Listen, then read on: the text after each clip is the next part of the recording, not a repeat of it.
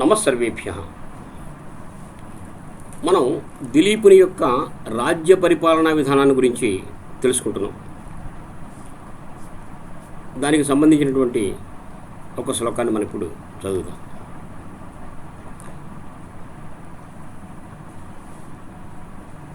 రేఖామాత్రమపి క్షుణ్ణాత్తు ఆమనో వర్త్మనః పరం న వ్యతీయుః ప్రజాస్తస్య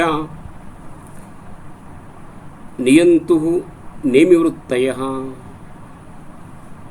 రేఖామాత్రమపి క్షుణ్ణాత్తు ఆమనో వర్త్మనః పరం న వ్యతీయుః ప్రజాస్తస్య నియంతుః నేమివృత్తయః.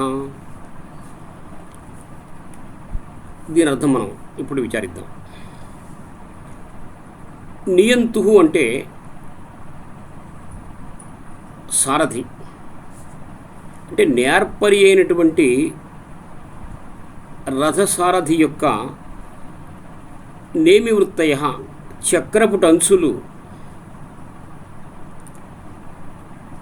అభ్యస్తాత్తు అంటే అభ్యసింపబడిన అలవాటైన పరిచితమైనటువంటి వర్త్మన మార్గము నుండి పరం అధికంగా రేఖామాత్రమపి కొంచెం కూడా న వ్యతీయుః దాటిపోవో. అదేవిధంగా తస్య సమర్థుడైనటువంటి ఆ దిలీపుని యొక్క ప్రజలు ఆమనోః వర్త్మనః మనువు ఏర్పరిచినటువంటి మార్గంలో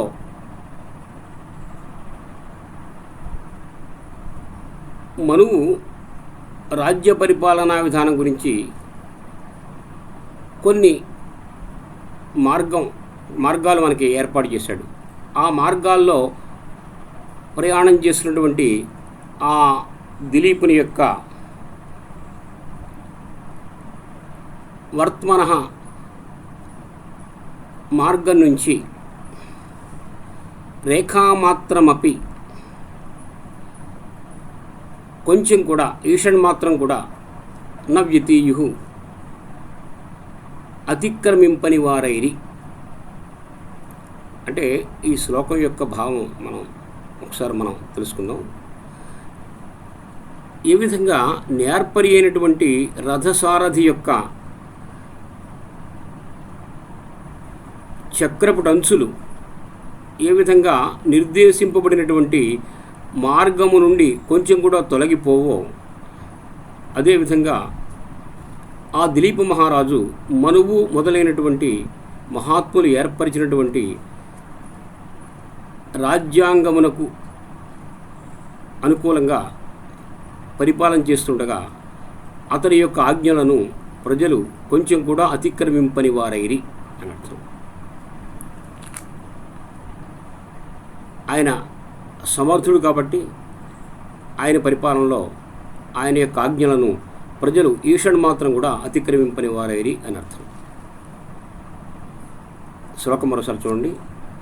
రేఖామాత్రమపి క్షుణ్ణాత్తు ఆమనో వర్త్మనః పరం న వ్యతీయుః ప్రజాస్తస్య నియంతుః నేమివృత్తయః. ఇక తరువాత శ్లోకం.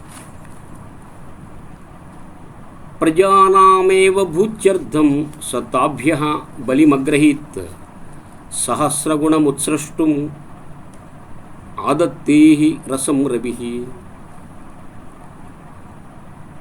ప్రజానామేవ భూత్యర్థం స తాభ్యః బలిమగ్రహీత్ సహస్రగుణముత్సృష్టుం ఆదత్తేః రసం రవిః. సహ అంటే ఆ దిలీప మహారాజు ప్రజల యొక్క భూత్యర్థం ఏవ వారి యొక్క అభివృద్ధి కొరకే, వారి యొక్క ప్రయోజనం కొరకే, వారి యొక్క సంక్షేమము కొరకు మాత్రమే తాభ్య వారి నుండి బలిం కప్పమును పన్నును అగ్రహీత్ స్వీకరించను. రాజు రాజ్యం యొక్క ప్రయోజనానికి ప్రజల నుంచి 1/6 వంతు ధనాన్ని పన్నుగా స్వీకరిస్తాడు.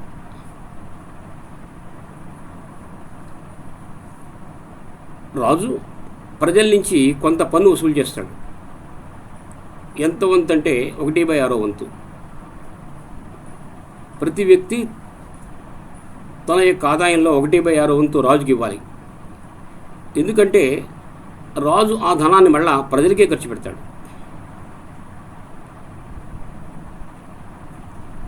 ఒక ఉదాహరణ కాళిదాసు చెప్పి దాన్ని సమర్థిస్తున్నాడు. సహస్రగుణం ఉత్సృష్టం ఆదత్తేహి రసం రవి. రవి అంటే సూర్యుడు సహస్రగుణం 1000 ఉత్సృష్టం విసర్జించడానికే, వదిలిపెట్టడానికే రసం నీటిని ఆదత్తేహి స్వీకరించుచున్నాడు కదా. సూర్యుడు సముద్రాల నుంచి, నదుల నుంచి, అనేక జలాశయాల నుంచి నీటిని స్వీకరిస్తాడు. ఎందుకు స్వీకరిస్తాడంటే మళ్ళీ 1000 వర్షించడానికి.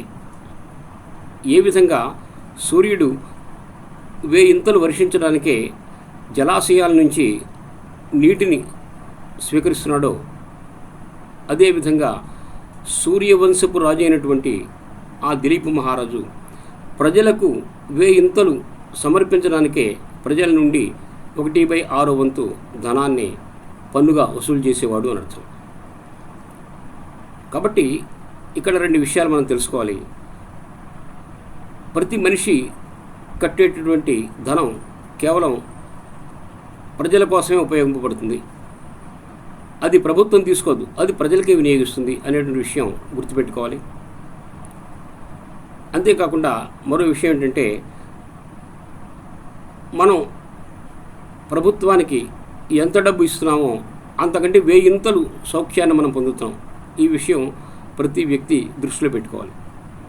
కాబట్టి మనం ఎంత డబ్బు ప్రభుత్వానికి మనం ఇస్తున్నామో దానికి 1000 మనం పొందుతున్నాం అనేటువంటి విషయాన్ని మనం దృష్టిలో పెట్టుకుని ప్రభుత్వానికి కట్టవలసినటువంటి ప్రతి పైసా, ప్రతి రూపాయి జాగ్రత్తగా మనం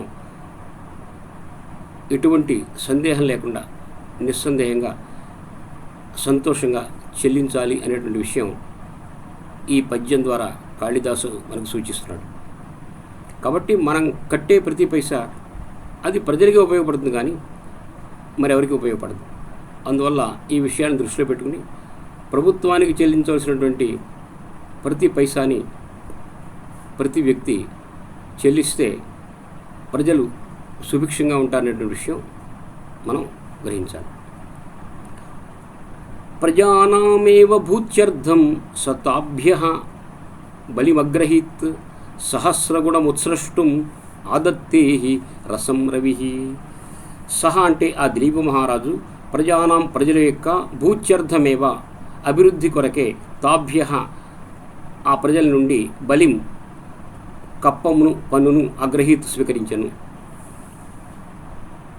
రవి సూర్యుడు సహస్రగుణం 1000 ఉత్సృష్టం వర్షించడానికే రసం నీటిని ఆదత్తేహి స్వీకరించుచున్నాడు కదా అనేది ఈ శ్లోకం యొక్క తాత్పర్యం. ఇక తర్వాత శ్లోకం చూద్దాం. సేనా పరిచ్ఛదస్తస్య ద్వయమేవ అర్ధసాధనం శాస్త్రేషు అకుంఠితా బుద్ధి మౌర్వీ ధనుషి చ తథా. సేనా పరిచ్ఛదస్తస్య ద్వయమేవ అర్ధసాధనం. సేనా పరిచ్ఛద సైన్యమే ఆభరణంగా గల, సైన్యమే ఉపకరణంగా గల, సాధనంగా కలిగినటువంటి తస్య ఆ దిలీపునకు అర్ధ సాధనం ప్రయోజనాన్ని సాధించేటువంటి సాధనము ద్వయమేవ రెండే. అంటే ఆ దిలీప్ మహారాజుకు పుష్కలమైనటువంటి సైన్యం ఉన్నప్పటికీ అతని ప్రయోజనాన్ని రెండే సాధించేవిట. అంటే రెండింటి వల్ల ఆయన తన ప్రయోజనాన్ని నెరవేర్చుకునేవాడు. రెండు ఆయనకి సాధనాలుగా ఉపయోగపడ్డాయి. అదేంటంటే శాస్త్రేషు అకుంఠిత బుద్ధి. శాస్త్రేషు అంటే శాస్త్రముల యందు, అకుంఠిత మొక్కబోనటువంటి తిరుగులేనటువంటి బుద్ధి అంటే బుద్ధి. అతనికి శాస్త్రముల యందు ఉన్నటువంటి బుద్ధి, ధీశక్తి. మౌర్వి ధనుషి చ తత చ మరియు ధనుషి ధనస్సునందు ఆతత ఎక్కువ పెట్టబడినటువంటి మౌర్వి అంటే అల్లెత్రాడు. అంటే ధనస్సునందు ఎక్కువ పెట్టబడినటువంటి త్రాడు. ఈ రెండే అతని యొక్క ప్రయోజనాన్ని నెరవేర్చేవి అని అర్థం. ఈ శ్లోకం యొక్క తాత్పర్యం ఏంటంటే ఆ దిలీప మహారాజుకు సైన్యం ఉపకరణంగా ఉన్నప్పటికీ ఆయన రెండింటి వల్లే ప్రయోజనాన్ని పొందేవాడు. ఒకటి ఏంటంటే తన యొక్క బుద్ధిబలం, రెండు తన యొక్క పరాక్రమం. అంతేగాని సైన్యం యొక్క సహాయాన్ని ఆయన ఎన్నడూ ఉపయోగించుకునేవాడు కాదు అనేటువంటి విషయం మనం ఇక్కడ గ్రహించాలి. మరి సైన్యం ఎందుకు ఉంది అంటే రాజ్యం అన్నాక ఒక రాజు ఉండాలి, మంత్రులు ఉండాలి, అలాగే కొంత ప్రదేశం ఉండాలి, కోశాగారం ఉండాలి, కోట ఉండాలి, సైన్యం ఉండాలి. ఈ సప్తాంగాలు ఉన్నప్పుడే అది రాజ్యం అవుతుంది. కాబట్టి రాజు కాబట్టి అది సైన్యం ఉండాలి. రాజు కాబట్టి సైన్యం ఉంది, కానీ ఆయన రాజ్య పరిపాలనలో సైన్యం యొక్క సహాయాన్ని ఏనాడు ఉపయోగించుకోలేదు. పరిపాలనలో తన యొక్క బుద్ధి చాతుర్యాన్ని, తన యొక్క పరాక్రమాన్ని, ఈ రెండే అతను ఉపయోగించుకున్నాడు, కానీ సైన్యం యొక్క ఉపయోగం పొందలేదు అనేటువంటి విషయం మనకు తెలుస్తుంది. దీన్ని బట్టి సైన్యంతో ఆయన ఎవరిని పీడించలేదని, కేవలం పరాక్రమం మీద, అలాగే తన యొక్క విద్య మీద ఉండేటువంటి నమ్మకంతో, విశ్వాసంతో రాజ్య పరిపాలన చేశాడనేటువంటి విషయం మనకు తెలుస్తుంది. ఈ విధంగా శత్రువులను పీడించకుండా కేవలం భయం చేతనే నియంత్రించాడనేటువంటి విషయం మనకి గమ్యమానం అవుతుంది. ఈ శ్లోకాన్ని ఒకసారి చూడండి. సేనా పరిచ్ఛదస్తస్య ద్వయమేవ అర్ధసాధనం శాస్త్రేషు అకుంఠిత బుద్ధి మౌర్వి ధనుషి చ తత. ఆ దిలీప మహారాజునకు ఉపకరణంగా సైన్యం ఉన్నప్పటికీ ఆయన తన యొక్క ప్రయోజనాన్ని రెండింటి వల్ల నెరవేర్చుకునేవాడు.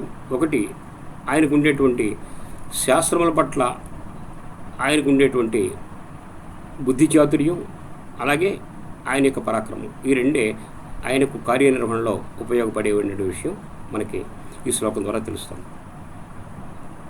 తర్వాత శ్లోకం చూద్దాం.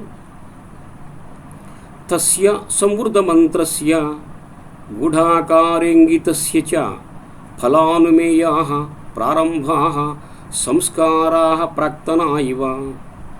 తస్య సంవృద్ధమంత్రస్య గూఢాకారేంగితస్య చ ఫలానుమేయాః ప్రారంభాః సంస్కారాః ప్రాక్తనా ఇవ. రాజు అనేటువంటి వాడు ఒక విధమైనటువంటి రహస్యాన్ని అమలు చేయాలి. ఆయన చేసేటువంటి పనులు చేసిన తర్వాత మాత్రమే తెలియాలి, కానీ చేయడానికి ముందు కానీ చేస్తున్నప్పుడు కానీ ఎవరికి తెలియకూడదు. ఇటువంటి సీక్రెసీ రాజు మెయింటైన్ చేయాలి అనేటువంటి విషయం ఇక్కడ మనం గ్రహించాలి. భరతుడు రాముణ్ణి రాజ్యానికి రమ్మని బ్రతిమాలడానికి వచ్చినప్పుడు రాముడు కుశల ప్రశ్నల వంకతో భరతుడిని కొన్ని ప్రశ్నలు అడిగాడు.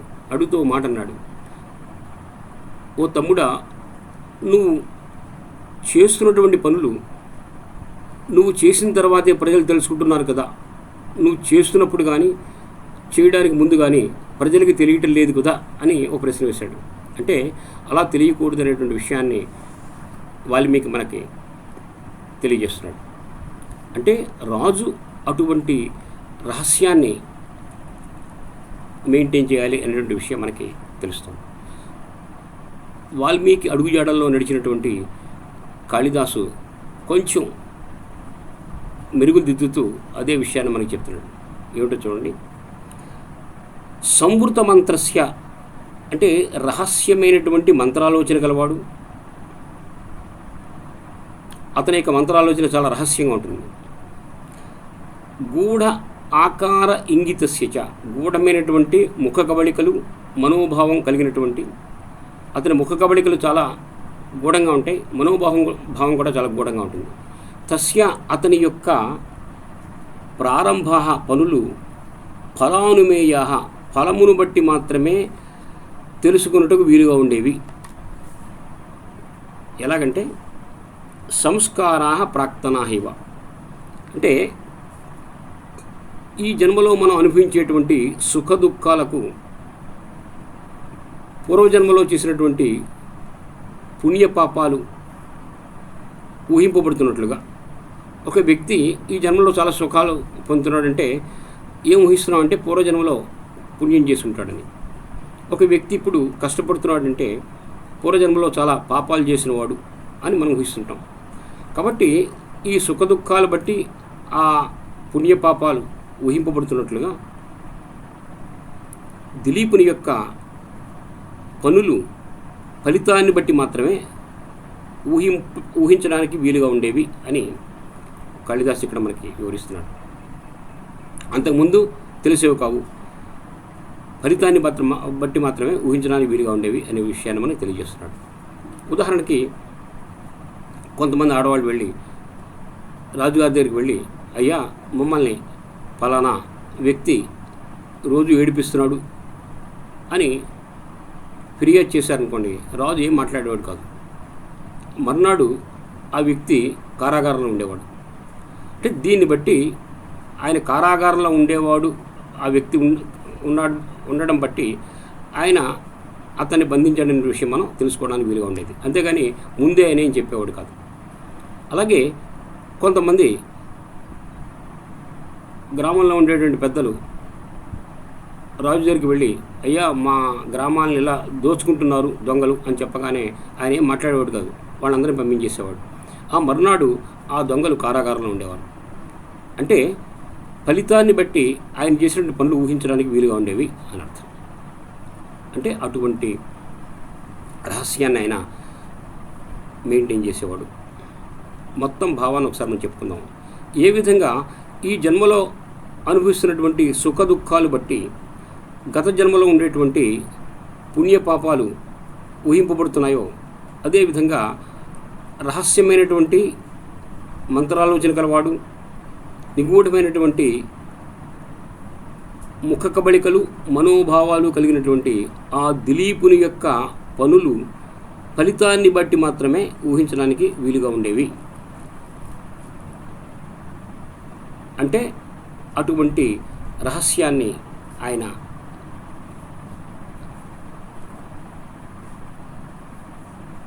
మెయింటైన్ చేసేవారు అనేటువంటి అర్థం ఈ శ్లోకం ద్వారా మనకి తెలుస్తుంది. శ్లోకం మరోసారి చూద్దాం.